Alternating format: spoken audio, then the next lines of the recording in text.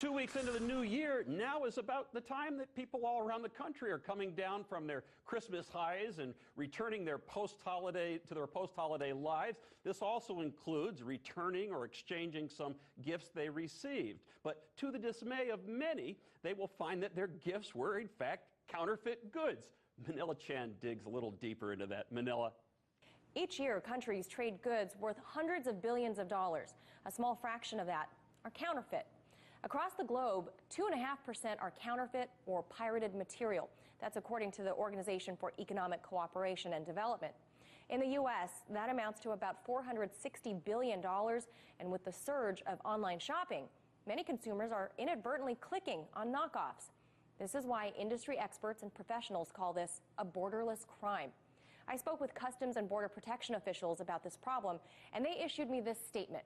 It read, in part, "Trade in counterfeit and pirated goods threatens America's innovation economy, the competitiveness of our businesses, the livelihood of U.S. workers, and in some cases, national security and the health and safety of consumers."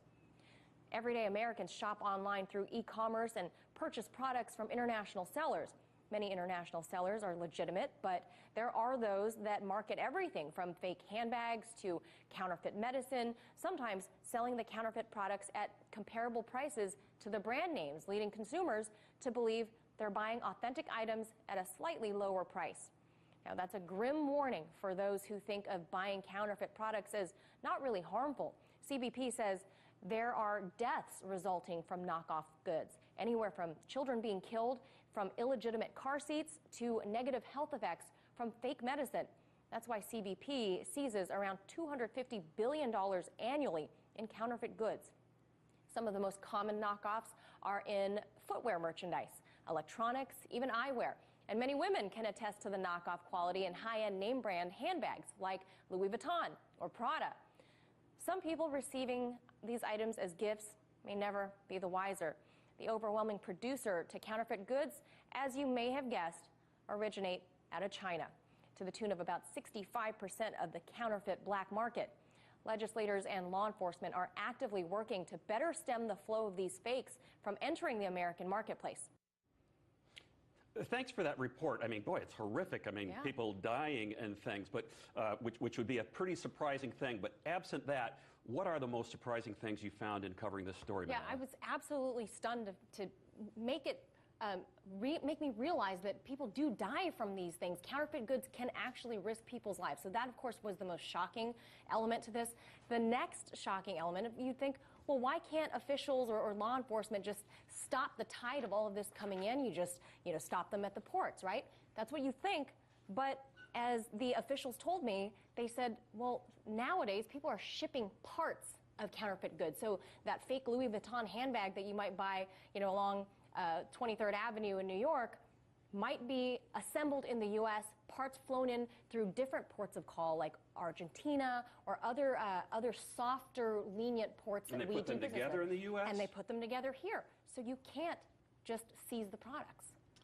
So interesting. Well, it's so amazing that this is occurring, Manila, that I think we want to do a little bit more, dig a little bit deeper into it. And in that regard, we are super fortunate to have with us Laura Miller. And Laura is the Director of Strategic Planning for the International Anti-Counterfeiting Coalition, IACC. Laura, thank you for joining us. It's a pleasure to have you with us. I mean, what are some of these knockoffs, as Manila was reporting, like the Michael Kors bags, the fake Michael Kors bags, they're pretty convincing, right? Absolutely, and thank you so much for having me. Sure. Yes, it's very true that we are seeing a trend, in fact, in seemingly higher quality knockoffs at more close to retail price points. So where you used to always have situations where the consumer probably knew what they were getting when they saw a $500 handbag for $30, we're now seeing very well-crafted websites with customer service lines and elaborate explanations about how they got the goods wholesale and leading people to believe they might just be getting a very good deal.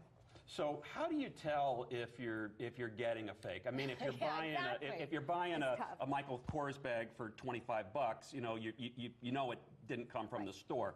But other than that, I mean, Manila talked about the pieces being brought in piecemeal. And they're so high how do you quality. tell? I mean, how do you know if you are paying sort of a full boat price but not getting the whole boat? It really is all about the distribution mechanism. I mean, first of all, the quality never will be as good as the original. Sure. If you have suspicions, then you probably have a counterfeit. In addition, you can look to those elaborate explanations on the website or in the store. It won't be set up like that particular brand would want a retail outlet to look like for that brand. You can try calling those customer service lines. You can also look at labeling. You can look at packaging. It might look a little bit different. It might not be complete. It might seem a little bit different than what you would see on a legitimate website or a direct Sort of like when you get a store. spam on the internet, Right. things aren't spelled the right way, or there might be some Right. obvious things to look at. And sorry, go ahead. As I spoke with some CBP people, they advised me that they're charging higher prices on sites that are like Amazon. It's not necessarily going to a Chinese retailer where you might be suspect that you're getting a fake item. But if you're buying something from like Amazon and they're charging close to retail, how does the consumer protect themselves? There are a lot of issues with e-commerce platforms and the fact that it's more difficult to tell exactly what you're getting. That's why the IECC does work so closely with intermediaries to help to clean up that problem. Looking at customer reviews, taking advantage of the return policy if you do get a counterfeit item. Those are all really important. Other websites will take advantage as well of people's different understanding of what happens in different countries. So one thing that's very close to my heart, for example, is these purported Canadian pharmaceutical websites, these online pharmacies. I guess there's a popular belief that they're just giving away like candy up there. And as a result, there's all of these websites that sell very counterfeit medications that can be extremely harmful or at the very least ineffective because they've slapped a few maple leaves on it and a model in a white jacket, and people think that it's legitimate. What about, Laura, you purchase one of these things, is there some liability on the part of the person who purchases them? Is the consumer in trouble? No. Short answer is However, no. so there's no liability for purchasing or owning a counterfeit good for personal use. However, there really isn't it's not a victimless crime. While you may not have legal liability, the consumer really does need to think about the harm that they are causing out there. We talked about economic harm. I mean, IP crimes generate a tremendous amount of revenue for criminals, criminal networks, terrorist networks globally, over $500 billion per year, which, to give you a bit of perspective, is over $1 billion greater than the economic impact of drug trafficking, and accounts for about 2.5% of global imports. So there's a lot of economic harm. There's the harm to innovation you were mentioning before. Child labor and everything, all these other things. I'm including the Crazy. physical harm with the safety issues with these items. It's a tremendous problem. Laura, thank you so much. We want to have you back and talk about this a little bit more. Laura Miller, Director of Strategic Planning for the IACC. Thanks very much for joining us. Thank you so much.